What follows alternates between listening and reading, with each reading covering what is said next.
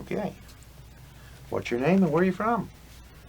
I'm Jeremy Dean. I'm originally from Oklahoma. I came to Nashville in 1997. I actually was singing with a Southern gospel trio, believe it or not. It's what brought me to town. I really didn't have intentions of moving here initially. I was going to move to Branson, Missouri. I thought if I'm going to do music as a job, I'll do it, without having to do all the travel. But I came here, asked to be here in '97, and I love it. I've been here ever since. Why did you feel the need to move to Nashville? What made you to come here? Once I moved to Nashville, um, I really got more invested in the songwriting aspect. I had been writing since I was in high school, since I could play the guitar. I remember after I could play my third chord, I told my guitar teacher, I said, "Hey, I can write a song now." He was like, "Yeah, I guess you can."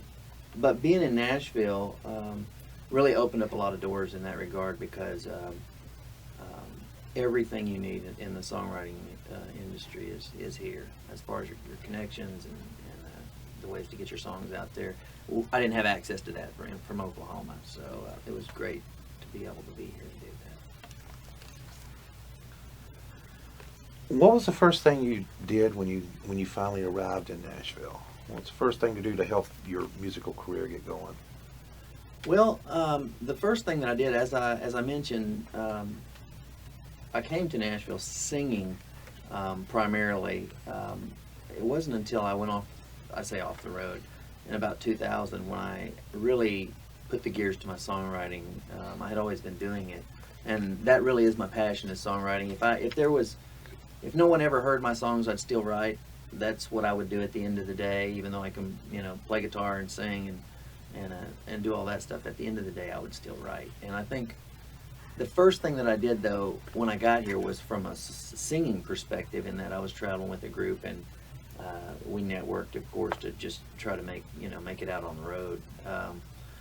But once I took off of that, I got involved with a Grammy-nominated, double award-winning producer who really helped me hone in on some great songwriting skills, and we spent a lot of time together. I still work with him some, and it really helped me to hone in on the songwriting aspect of just writing a great song. Not so much the quantity of songs as the quality of the catalog. And there's a lot of people say, well, you got to write as many songs as you can. And that's true, you should. But from my perspective, it's always about the song. The life of the singer is the song. When you came to Nashville, did you have an actual plan when you got here? No, I did not have an actual plan. It kind of evolved. Like I said, I came having kind of come here from a singing aspect.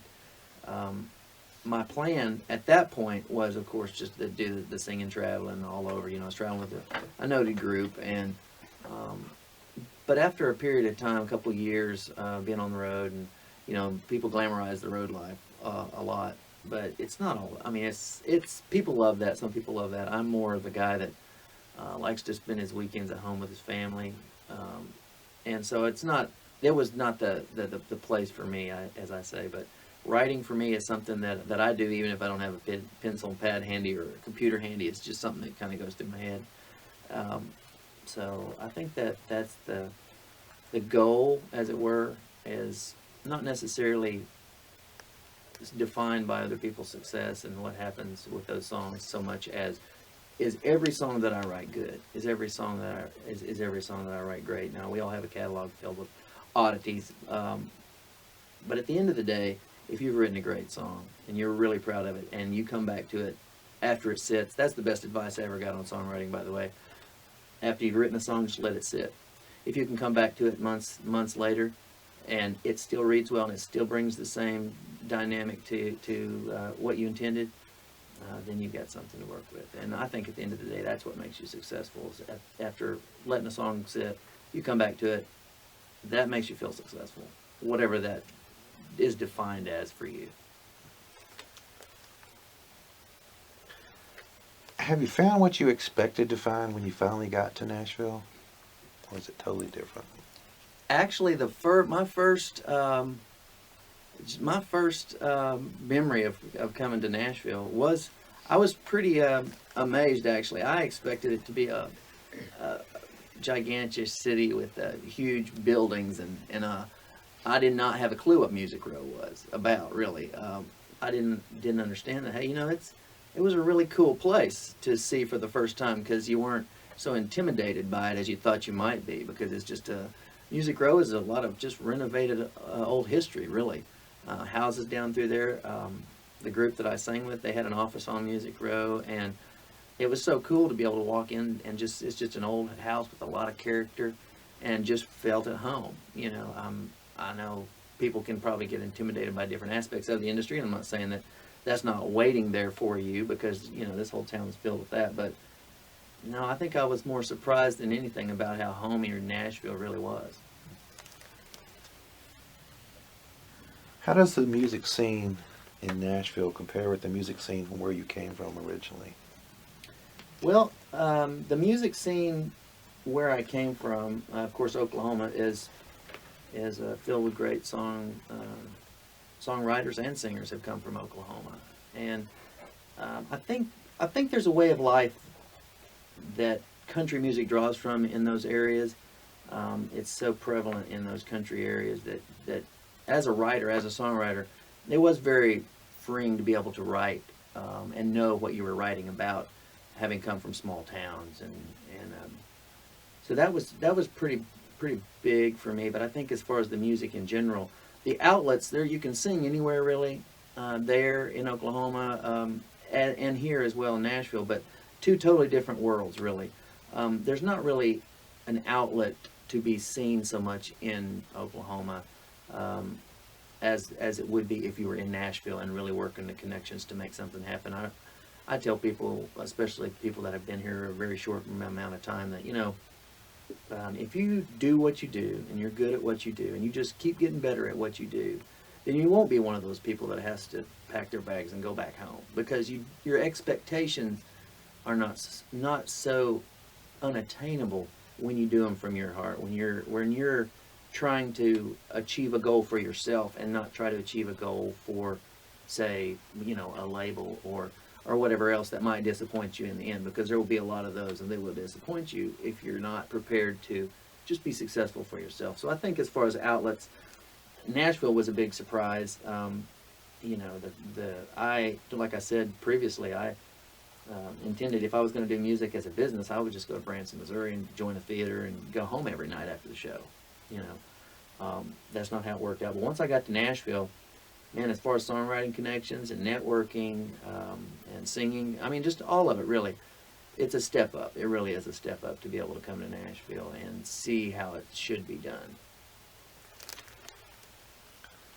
So what are the pros and cons that you have found about living in Nashville? Good sides, bad sides of living in Nashville. Well, the cons, I tell people, I'm from the country, but I tell people, you have adopted Nashville when you have your first good case of road rage. I'm not used to that. I come from Oklahoma, where we drive 20 miles and never see a stop sign. Where I lived in a little town called Sayre, Oklahoma, from a hill just about 3 miles north of my house, you could see 5 towns. And the distance between those towns was, from the longest to the furthest, was about 30 miles. So you could see a pretty good ways just sitting on a nice hill in Oklahoma, where, you just don't get the opportunity to see these great sunsets and things like you're used to. And a lot of it is, here is such a fast pace. Nashville, that's I guess the biggest pro and con actually for me, because as a creative mind, my mind's always going. So the fast pace of Nashville kind of contributes to that. So that can be a pro or a con when it comes to, what's important to life and the things you need to kind of slow down and enjoy. Slow down and watch the grass grow a little bit every now and then. But so I guess the biggest pro that I have about Nashville, though, is absolutely the songwriting community. It is a songwriter's town. Nashville is a songwriter's town. Great music is made everywhere, but man, I tell you, country music has always been noted for their lyrics and their songwriting, and I think that you know, it's unfortunate sometimes that as the trends, you know, go, that the music changes and the political aspect of how all that happens takes place. But all in all, there's still so much great music and so many ways to network with great songwriters in this town. I mean, I'm honored to be able to write with people like Stan Webb and Gerald Smith and John Pennell and John Robin and, you know, these guys that have had hits after hits after hits, and they're so down to earth, and every one of them just from the country, just like I am, you know. So it's cool to be able to sit down with somebody like that and really hash out great ideas. That to me that's a reward in and of itself. If nobody ever heard the song, me getting the opportunity to really pick their brains and see their process of thought, that really is what makes me feel successful, I guess, is what I do, because of the opportunities that I've been allowed to do that while in Nashville. So that of course is the huge pro of Nashville. Well, besides Nashville being a mecca of music, is there anything else that you found here to be more interesting or appealing to you? Well, you know, Tennessee in general, as far as appeal, man, if you're a historian or you're into history, man, there's so much history in Tennessee. I love the Hermitage. I love you know, I mean, I don't know that Andrew Jackson to me was a scoundrel, but still, the history behind the place is just so dynamic, and there's just a lot of great, you know, we're the volunteer state because we helped at the Alamo, and you just catch a lot of that is the people that you talk to and the families that are represented here. So I think Tennessee, Nashville area, there's just so much history here, and I think that aside from the music business, really creates a sense of family, really creates a sense of heritage, really creates a sense of belonging to anybody that comes and spends any time in Tennessee. I was thinking about moving to Nashville to be a songwriter. What should they think about before they come here? If you're going to move to Nashville to pursue music, the first thing you need to do is get a job. You know, we all have dreams, and you can achieve your dreams, but it's going to take time, and it's going to take the right connections, and you know, really a lot of it is not about what you know, it is about who you know. You got to make those connections. That's the biggest thing, and the most time-consuming thing about Nashville is taking the time to make the right connections. And so when you get here, man, you need to just soak it up. You need to spend a couple of years just really honing your talent and really soaking up the scene that you're trying to get involved in, whether it's as a singer or finding the right people to make the development happen. If it's a songwriter, definitely the networking. You know, Paul Overstreet told me one time, he's my songwriting hero of all time, but anyway, we were talking about co-writing. And I think this applies to many areas of the music business, but, you know, I hadn't co-written at that time. I'd written a lot of songs by myself, and co-writing, really, two people can have the same idea, but one of them is going to come at it from a little different angle. And sometimes that's co-writing to me was a huge networking opportunity when I moved to Nashville, because I didn't have those opportunities so much with great songwriters, you know, in Oklahoma where I was actually located. But, man, I tell you, moving to Nashville really helped that. And I think if you're going to move to Nashville, whether it be singing, songwriting, whatever it is, you just got to make the connections, and that's going to take time. So I tell people, get a day job. Just get a day job, and, you know, that way, so many people, they come here and they spend a few months and they get burned out, or not burned out really, they just get disappointed because they thought they were going to be that overnight sensation, and that's just so rare now. And so you better have a goal. Just have a goal. Don't expect a miracle. Just have a goal. Do you guys want to fix this up here or not? Should I fix it? The blackout curtain? Is it in the shot or not? No, it's not. Okay. But we may lose. We need to fix it, Eric. It's going to come down. What a great. Nice.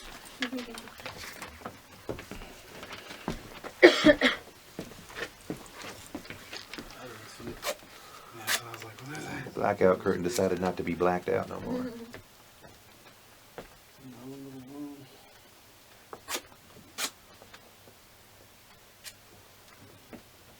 It's funny you said how fast-paced Nashville is. Harlan sat right there this morning talking about how slow it is. He's I'm Well, used to yeah, Boston. but he's from what, Boston? Yeah, he's like, I've spent an hour and a half, going 20 minutes in a row. But, Yeah, that's so true. funny. It depends on your perspective. Of It where is. you're- It's all about where you're looking at perspective. something Yeah, from. if he's from Boston, I mean, yeah, that's totally. Okay, Totally. let's try another one here. All right. Are you happy you moved here? You know, I couldn't be happier that I live in Nashville. Actually, once I got here, once I got involved in songwriting, which was what really that was my passion, and is my passion still. Once I got to Nashville, I really didn't ever intend to leave after that, because just the networking capabilities. Now, you know, I know a lot of songwriters that have, you know, achieved their goals, as it were, and, you know, have moved on to different places or whatnot. But as far as where I am in my life, I'm happy. You know, I've achieved a lot of my great songwriting goals that I had set up for myself. I've had songs recorded, which is always great, which is, you know, makes it viable. And Nashville has just been an amazing journey, you know. So I think I've actually spent as much time in Tennessee now as I did in Oklahoma. So I guess I'm as much a Tennessean as anything. Do you have any regrets at all about moving to Nashville?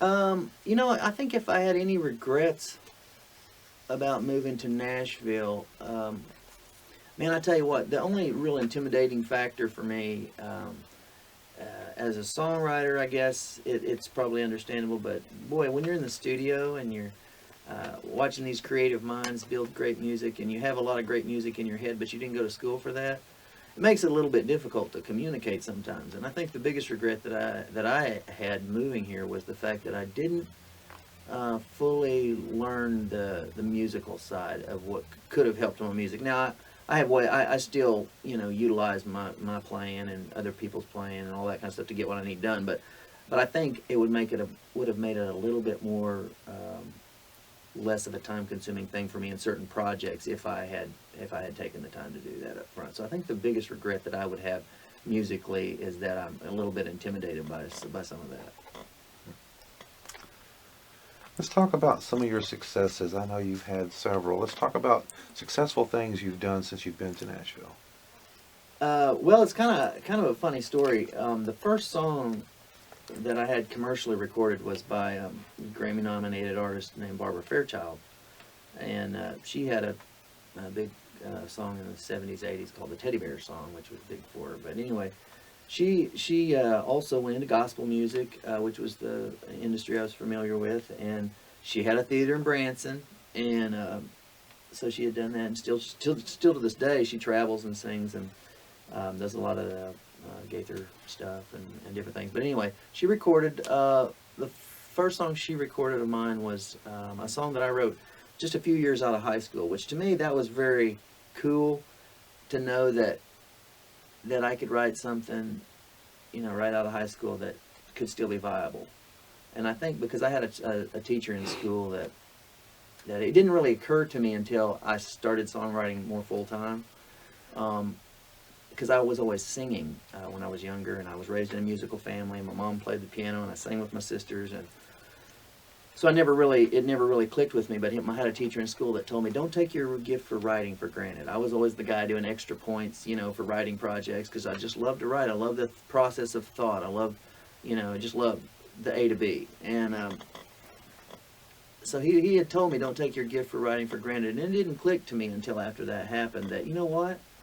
I can viably say something with words that somebody else can sing and reach hearts, you know, or make changes or direct minds or get people to think however they want them to think in a particular area. And it really became a creative goal of mine to really pique the interest of people in that writing capability. To be able to do that through somebody like Barbara Fairchild for my first song, commercially recorded, was pretty cool for me. She did that in 2000, and what was funny is I had gone to Oklahoma for the holidays, and I remember it was an ice storm, and it was just nasty weather, and we came back to Nashville, and I remember because it was January the 1st of 2000, and I walked in, and on my answering machine, which is what we used then, answering machine, but on my answering machine was a message from Barbara Fairchild, and she just said, "I got the song." I had pitched it like 2 weeks prior to the holidays, and she's like, "I got the song. I love it. We just got out of the studio with it." Well, I was blown away. I was like, you know, we hadn't talked mechanical license or anything. I mean, it was just kind of one of those deals. But I mean, it all worked out. But it was kind of funny that was the call that I got. We've already recorded. I mean, it's a done deal. You know, it wasn't like we want to put this song on hold or any of that. It was just, it was already recorded out of the studio. So what was pretty cool, I didn't have a date when it was going to be released or anything, and I hadn't talked to him, and I had gotten busy, and I just happened to be walking downtown and went in, but this was about April, and I walked into the Ernest Tubb record shop, and I thought, I wonder if that project's out. And there was one copy of that project left down there, and I thought, you know, it was cool. It was cool to see your song on a project at the Ernest Tubb record shop in Nashville. You know, that was really cool. So that was I consider a great success, just from the idea that my song could be viable, that I had written a long time ago. And then we had several songs recorded after that, gospel songs. I have a couple of different specific writers that I write with. You know, I've been here in Nashville for quite a while now, well, since '97, and different people for different kinds of songs. I write with gospel writers, and I write with country writers, and I write with, you know, more contemporary writers. And I've started recently going back to my roots, my own roots of just writing a lot by myself again. Because I've had in the past year and a half or so, I've had 11 songs recorded by a couple of different artists. And of those, probably 3/4 of them were songs I had written by myself a long time ago, and songs that I had set around for years. And so, to me, that was kind of a, well, you know what? Maybe you need to focus here a little bit and streamline. So I spent a good part of the last couple of years streamlining my songwriting process, who I write with, because I'm all about people, and I love to write with different people. I just like to pick their brain, see how their brain works. You know, I always decided if I hadn't gone into music, hadn't done music, I mean, I would have wanted to be a psychologist. You know, I just like to pick people's brains.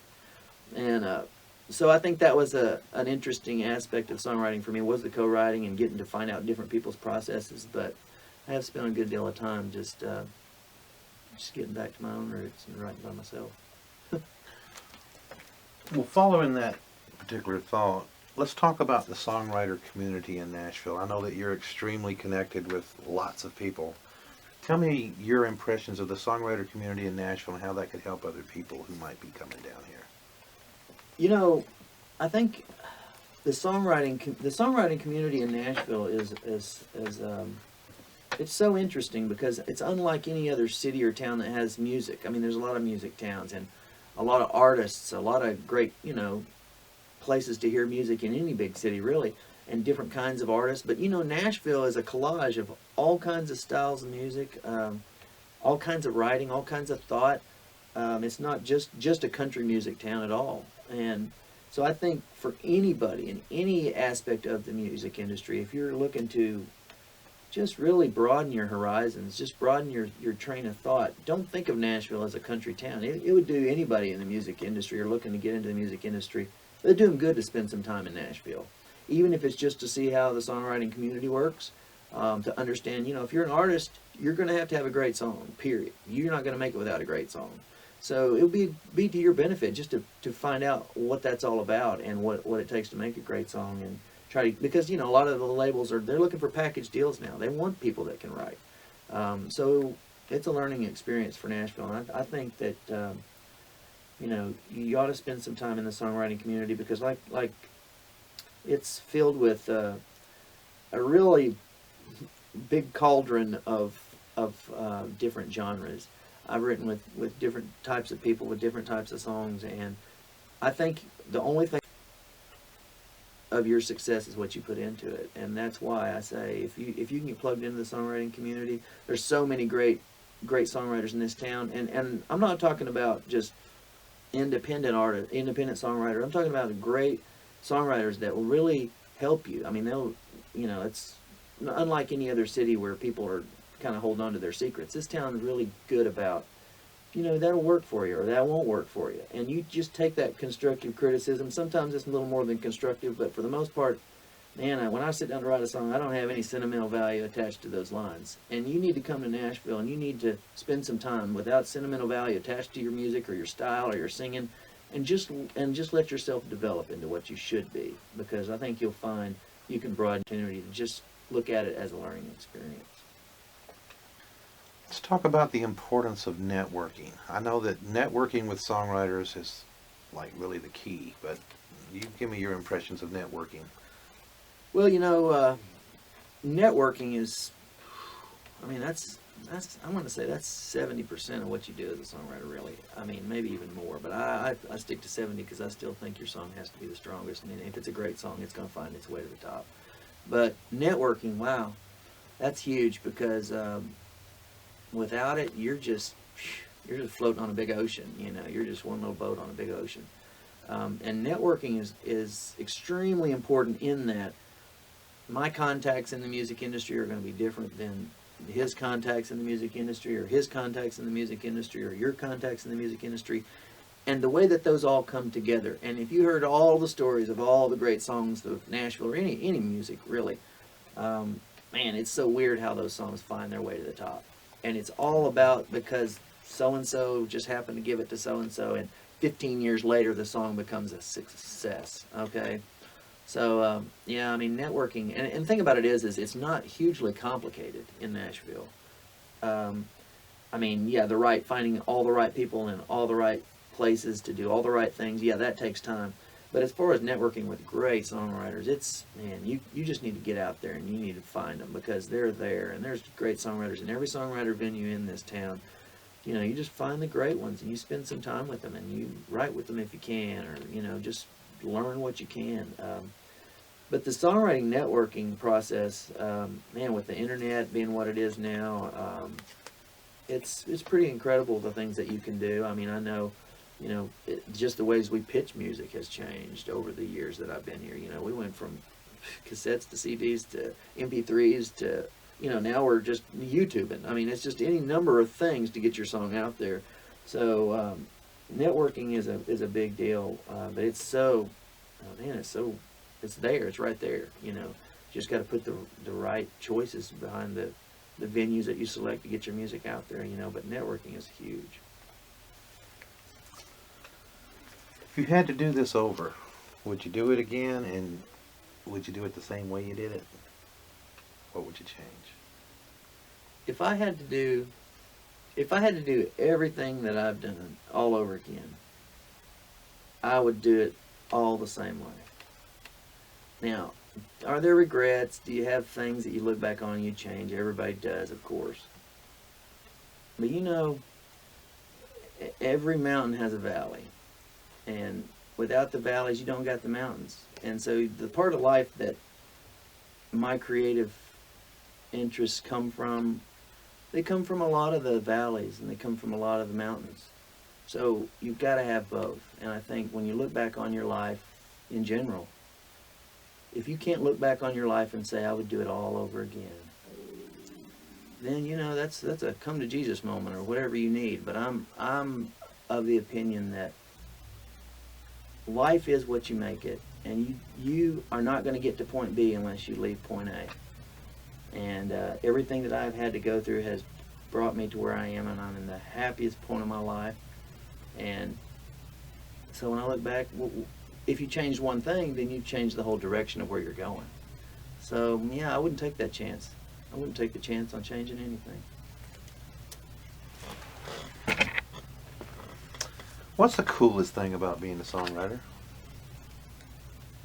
The coolest thing to me about being a songwriter is the ability not to manipulate people's minds, but the ability to give people an observation of your own thought and try to explain it in a way that they can accept it.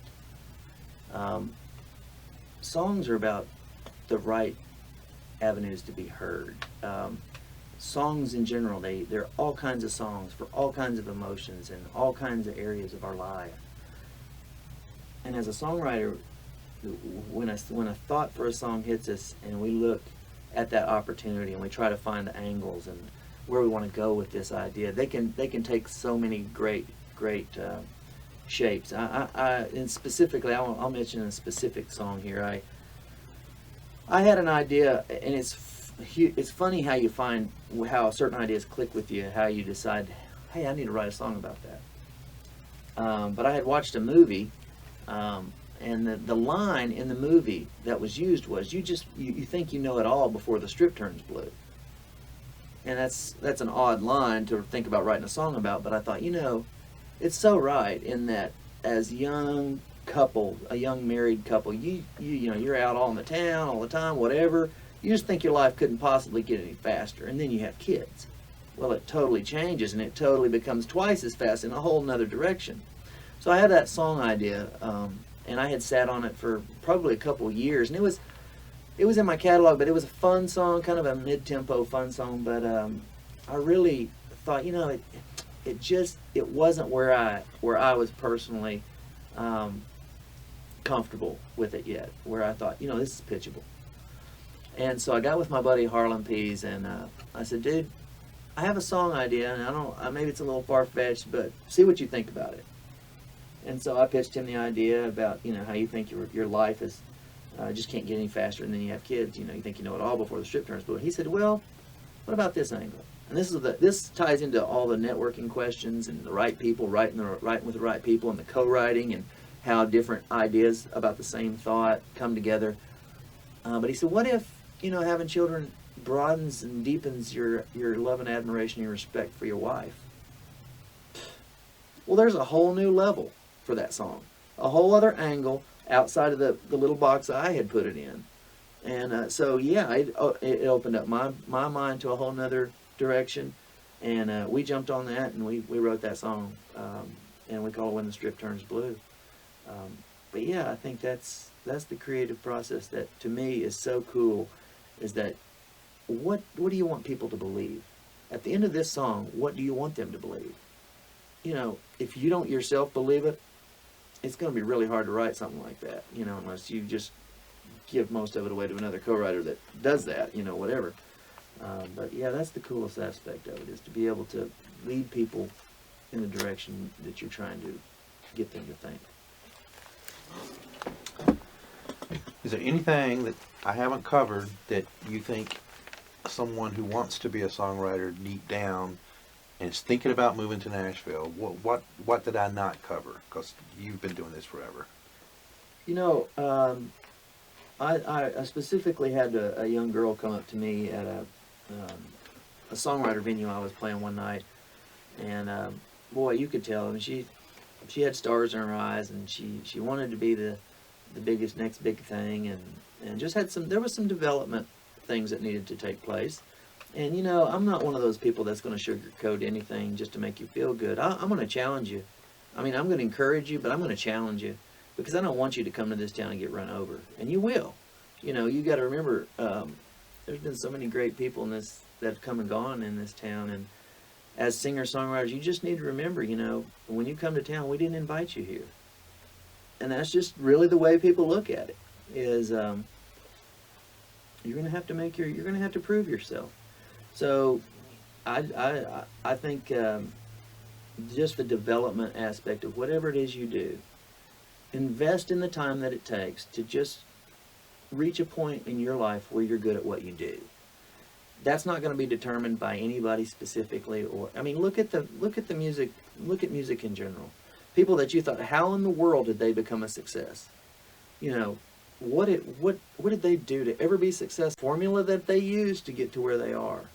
And you can have that, but you're going to have to, if you've got area, and we all have these areas where we're dysfunctional in, and you need somebody that sits there and says, if you're going to reach this point, you're going to have to fix that. And you need to be able to take that and say, he's not or she's not doing it personally.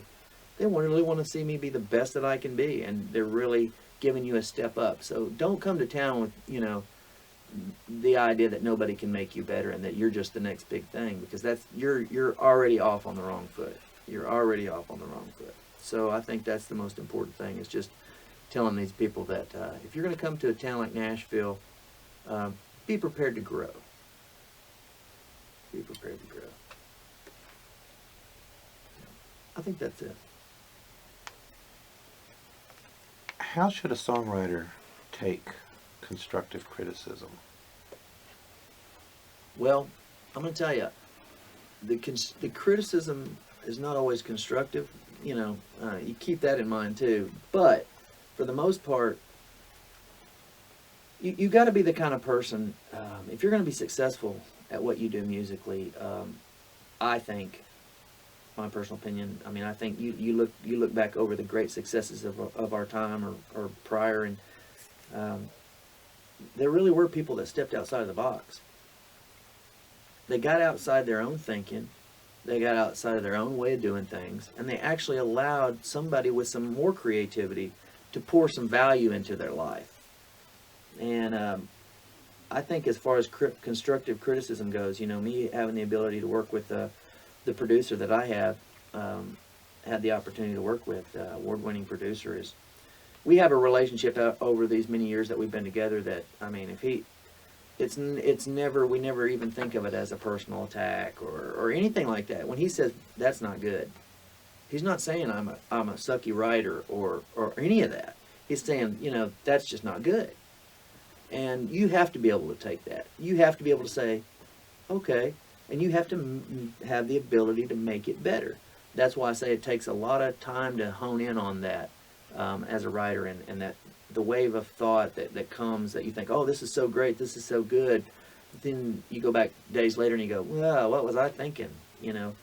That's what we're getting at, is that criticism will always be constructive if you take it as constructive. Meaning, there's going to be people that don't even mean it to be constructive. They're just criticizing you. I mean, people are heartless. But you know what? At the end of the day, if you can glean something out of that and you can take it and make something better, do it. Do it, because it definitely might throw some light on something you could do better. So you can't come to town and be personal.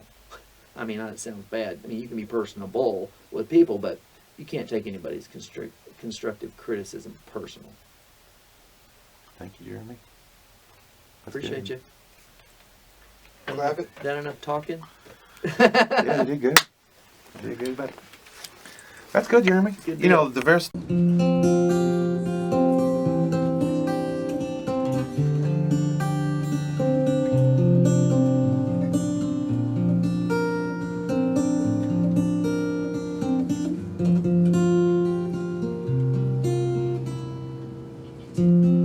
What do you want with a broken heart in your life? I'd like to know, 'cause I've all but given up to holding on to these hands of time. I've been trying to let go, but when you hold me, I sure want to try to let love back in. But every little piece of my heart feels a beating of thunder and rain. Every little piece of my heart feels a fleeting chance of true love again.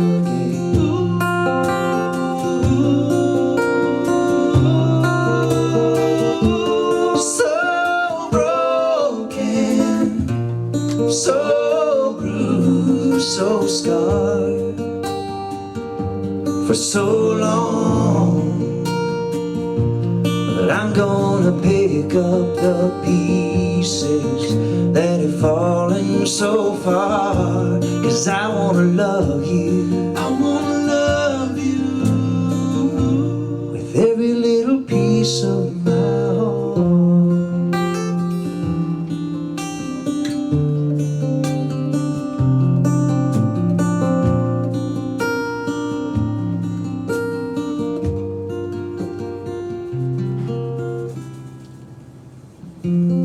Weathering storms on a sea of change is hard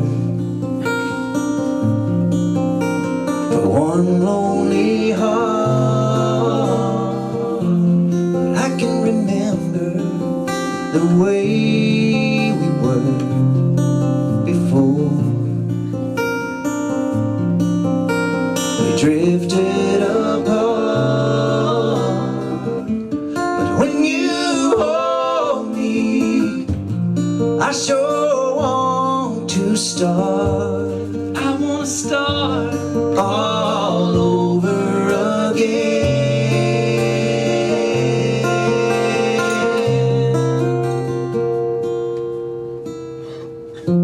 But every little piece of my heart feels a beating of thunder and rain. Thunder and rain. Every little piece of my heart feels a fleeting chance of true love again.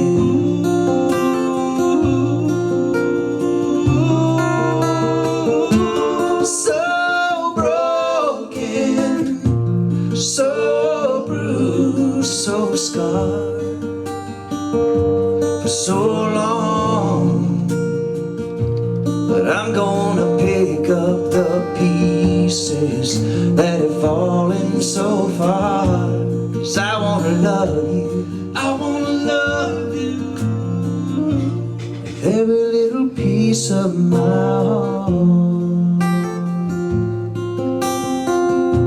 With every little piece of my